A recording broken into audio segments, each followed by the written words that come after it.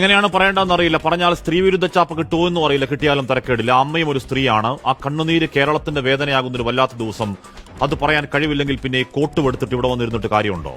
വീടിന്റെ ഉമ്മറ തകാലത്തിൽ അവസാന യാത്രയ്ക്ക് ഒരുങ്ങിക്കിടന്നവന്റെ ജന്മദിനം ഇന്നലെയായിരുന്നു. പ്രായം കേവലം 42 ഉള്ളൂ. ആ താടി കൂട്ടിക്കെട്ടി ചേതനയില്ലാത്ത മുഖത്തേക്ക് നോക്കി, മുത്തേ നിന്റെ മുഖമൊക്കെ മാറിപ്പോയല്ലോടാ മോനെ എന്ന് വേദനിക്കുന്ന ഒരു പെറ്റവയറിന്റെ വേദന കണ്ടു നിൽക്കാവതാണോ? ലോകത്തിലെ ഏറ്റവും വലിയ വേദനയുടെ പേര് അമ്മയുടെ പുത്രദുഃഖമെന്നാണ്.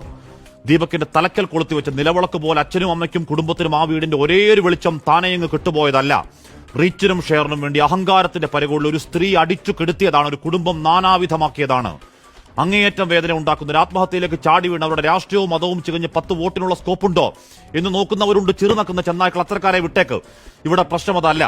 അക്കാലം അത്രയും എല്ലാവരും നല്ലതു മാത്രം പറഞ്ഞൊരാൾ, രാവന്തിയോളം കഷ്ടപ്പെട്ട് അധ്വാനിച്ച് കുടുംബത്തിന് വേണ്ടി ജീവിച്ചൊരുത്തനെ സോഷ്യൽ മീഡിയ കമ്പോളത്തിന് വേണ്ടി സൈബർ ആൾക്കൂട്ടക്കൊലയിൽ തൂക്കിവിറ്റ് കഴിവേറ്റിയതാണ്.